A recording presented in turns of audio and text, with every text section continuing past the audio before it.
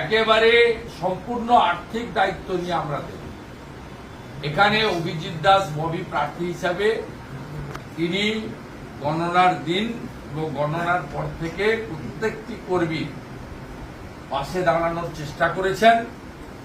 আমি তার প্রতিও কৃতজ্ঞতা জ্ঞাপন করি। তিনি তার নিজের বাড়ি, পার্শ্ববর্তী বাড়িগুলো ভাড়া করে আপনাদের মোটা কাপড়, মোটা ভাতের অন্তত বেঁচে থাকার জন্য যেটুকু লাগে সে সুযোগ ব্যবস্থা করেছেন। আমিও প্রতিদিন প্রচারের আড়ালে থেকে সবটা প্রচার, আমি কোনো সাংবাদিক বন্ধুকে ডাকি, আমি এখানে আসছি সূচনাও দিই। আমি বারুইপুরে গেছিলাম, কোনো সাংবাদিক ছিল না। অতএব আমি এসব প্রচার করি না, আমার প্রয়োজন হয় না। আমি নিষ্ঠার সঙ্গে 21-এর উপরও কাজ করেছি, এখনো আপনাদের পাশে দাঁড়িয়ে কাজ করাবো। যারা মাথা নিচু করতে চান না, অর্থাৎ আত্মসমর্পণ করতে চান না, যারা জরিমানা দিতে অসমর্থ, যারা ওই চোরেদের পার্টিতে নাম লেখাবেন না জীবন থাকতেও, তাদের পাশে বিজেপি এবং বিরোধী দলনেতা আছে। আমি আপনাদের পূর্ণ নিরাপত্তা দিয়ে বাড়ি পৌঁছে দেওয়ার এবং স্বাভাবিক জীবনযাপন করার ব্যবস্থা করব। আর রাজনৈতিক লড়াই ভবিষ্যতে কি হবে না হবে সে পরবর্তীকালে আলোচনা হবে। এখন আপনারা যেভাবে আক্রান্ত, এই ক্রাইসিসে আপনাদের জন্য যেটুকু করার হৃদয় দিয়ে আন্তরিকতার সঙ্গে মনে প্রাণে সেটা করার অঙ্গীকার রেখে আপনাদের সকলকে এই যে লড়াই, অসম্ভব লড়াই, police observer manage, general observer purchase, presiding officer setting, Sumit Gupta জেলা শাসক নিজে দিকে নেতৃত্ব দিচ্ছে, আর কে পুলিশ, কে তৃণমূল, কে ক্যাডার, কে জাহাঙ্গীর আর কে এসডিপিও, সব মিলেমিশে একাকার। আগের দিন প্রিজাইডিং অফিসারদের থ্রেটনিং, সকালবেলা মক পোলে 300-400 করে ভোট দিয়ে সে ভোটকে ডিলিট করতে না দেওয়া, ওই ছিন্নমূলের প্রতীক ঘাসফুল ছাড়া আর সব প্রতীককে ট্যাপ লাগিয়ে দেওয়া, এজেন্টদেরকে ঢুকতে না দেওয়া, যে কটা ঢুকেছে 8টা প্রার্থী এজেন্ট ছিল ওদের, একটা অফিসিয়াল, 7টা ড্যামি, 8টা করে গুন্ডাকে গুঁতো মেরে বের করে, মানে আপনাদের একজনকে বের করে দেওয়া। এই একই জিনিস গণনাতে করেছে, কোথাও ইভিএম এর নাম্বারের সঙ্গে মিলেনি। বাকি এই লুটের ভোটকে কিভাবে আইনি পথে এর একটা শেষ দেখে ছাড়তে হয় সেটা আমি আজকে বলছি না, সেটা আগামী বুধবার দিন কলকাতাতে আমি অভিজিৎ দাস ববিকে পাশে বসিয়ে নিয়ে বলবো। আজকে বলবো ক্যানিং থেকে শুরু করে ফলতা হয়ে বিষ্ণুপুর পর্যন্ত অন্তত 300 ইনজোর্ড আছে। কলকাতায় বসে বুঝতে পারবেন না কি করেছে, কন্টিনিউয়াস কি করছে। শুভেন্দু বাবু, কোর্ট যেখানে নির্দেশ দিয়েছে ভোট পরবর্তী হিংসা ব্যবস্থা নেবে, তারপরেও এই যে সন্ত্রাস চলছে, যারা করছে তাদের জিজ্ঞেস করেন না, আমাকে জিজ্ঞেস করছেন কেন? আমি তো রাজ্যের বিরোধী দলনেতা, বিরোধী দল করার জন্য আক্রান্ত বলে আমার যে কর্তব্য পালন করছি, আজকে নতুন নয়, 3.5 বছর ধরে আমি এই কর্তব্য পালন করছি। এবং অনেকেই ভেবেছে যে আমি ভেবে যাবো, আমি তো ভেবে যাবো। আমার যে কাজ জনগণ আমাকে দিয়েছে আমি করার চেষ্টা করছি। আমি এদের তেল সাবানের ব্যবস্থা করছি, কেমন আছে খোঁজ নিচ্ছি। আপনি অবাক হয়ে যাবেন, ক্যানিংয়ে আমাদের কর্মী বলল জলের লাইন আটকে দিয়েছে কাল থেকে, তার জল খেয়া দয়াতে একটা পাড়া বললো ইলেকট্রিক অফ আছে। এ কোন সভ্য সমাজে বসবাস করছি আমরা? লজ্জা লাগে না? 7,10,000 ভোটে জিতা, আপনারা কেউ ভোট দিতে পারেননি, সাংবাদিক তার পরিবার। আপনাদের নিজেদের অভিজ্ঞতা ফেসবুকে লিখছেন না কেন? কি ভয় করেন আপনারা? মৃত্যু তো একদিন হবে, মৃত্যু তো দুবার হবে না। কোন সাংবাদিকের পরিবার ভোট দিতে পারেননি আপনারা ডায়মন্ড হারবার, হয়তো উনাকেই দিতেন। লক্ষ্মীর ভান্ডারে জয়গান গাইতে গাইতে হয়তো দিতেন কেউ, কিন্তু তাকে সে সুযোগও দেন। কোন লোক ভোট দিতে পারে। আগামী দিন যে এই যে অভিনব প্রয়াস, অর্থাৎ 12টা ক্যান্ডিডেট এখানে দাঁড়িয়ে বা এজেন্ট ঢোকানো হয়েছে, আপনাদের এজেন্ট বার করে, এর বিরুদ্ধে কি এর শেষ আছে তো? কি হবে বুধবার দিন বলবো। আমি 4টে প্রার্থীকে নিয়ে বুধবার দিন একটা সাংবাদিক সম্মেলন করব এবং আমি আইনগতভাবে কি করতে চাইছি বলবো। আমি আপনার সবটা আমার ইচ্ছা বা চাওয়ার মতো হয় না, কিন্তু আমি অনেক কিছু করে দেখিয়েছি।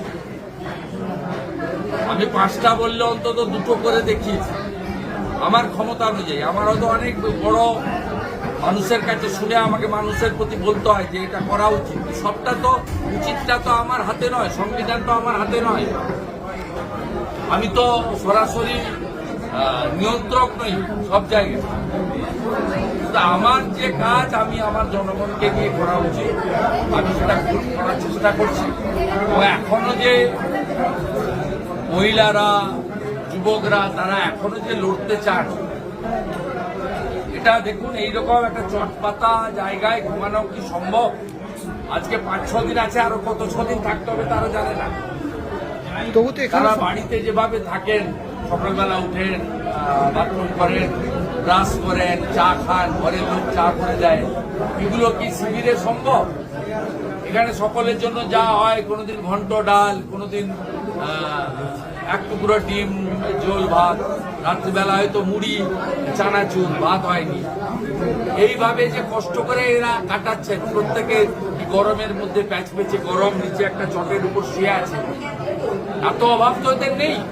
প্রত্যেকের বাড়িতে তো একটা মোটামুটি একটা, এরা উচ্চবিত্ত না হলেও তো একটা মোটামুটি লাইভলিহুড জীবনযাপন করেন। কি কষ্ট এরা পালন করছেন।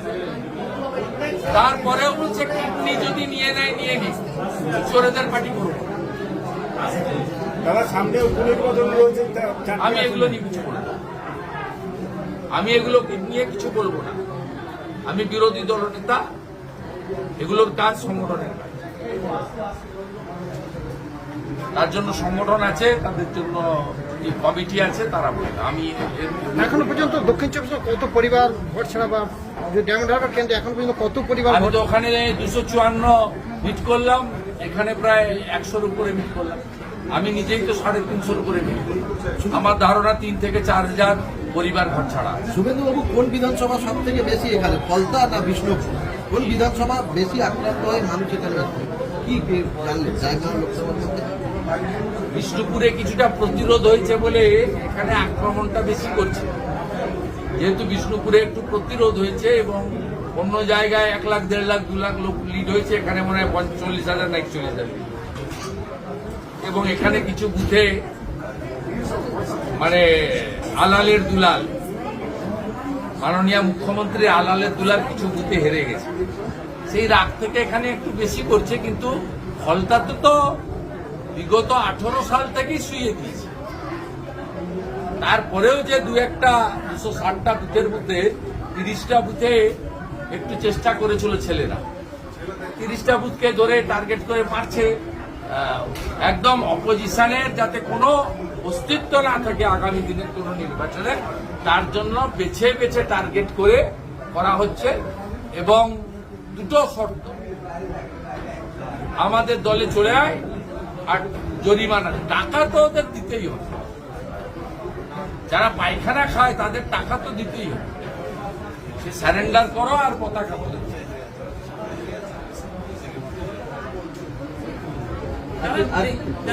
যেখানে বলেছিল যে সংসদ 4 লক্ষ ভোটের ব্যবধানে জিতবে, সেখানে প্রায় 7 লক্ষ ভোটের ব্যবধানে। আপনি নিজে ভোট দিতে পেরেছেন, আপনার পরিবার ভোট দিতে পেরেছে, আপনি কাকে প্রশ্ন করছেন?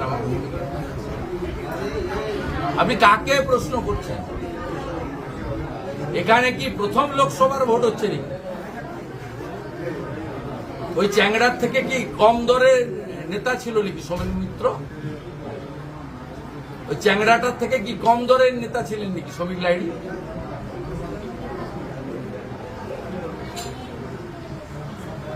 আবুল হাসনাত খান কি ওর থেকে কম দরের নেতা ছিলেন? অমল দত্ত কি ওর থেকে কম দর? যে ভারত বিখ্যাত সাংসদ, যে দল করতে পারে। সোমনাথ চ্যাটার্জি এবং হীরেন বসু আর আপনার অমল দত্ত ভারতের সংসদীয় ইতিহাসে নাম লেখা আছে।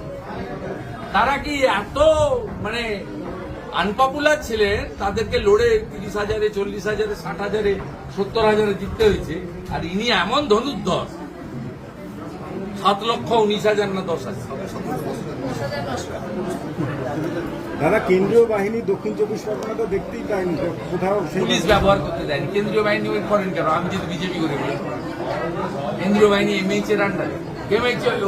কেন্দ্রীয় বাহিনী তো রাজ্য পুলিশের আন্ডারে। রাজ্য পুলিশের ট্রেকারে একটা করে এসআই বসে আছে।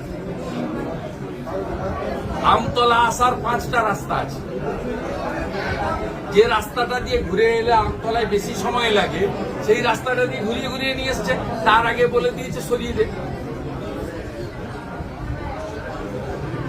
গোলাবাজ ভাইপোর পিএ সুমিত রায় আর এবং জেলা শাসক সুমিত গুপ্তা এ পুরো ব্যবস্থাপনাটাকে কন্ট্রোল করেছে। আমরা উই নো এভরিথিং, এবং এটা ছাড়া হবে না, ডকুমেন্ট আছে। ওয়েবকাস্টিং ক্যামেরা ঘুরিয়েছে, কোনো ক্যামেরাতে কিছু আসেনি। থাম ইমপ্রেশন এবং সিগনেচার একজনের, আর ভোট দিয়েছে একজনের। ছেড়ে দিব ভেবেছেন আপনি গিয়ে? ছেড়ে দেওয়া তিনি, লড়াই চলছে, চলবে।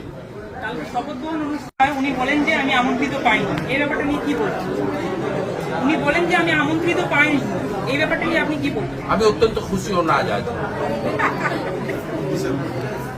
ওদের যে শুরুটা খুব ভালো হয়েছে, ওইটা গেলে শুরুটাতে একটু দূর থেকে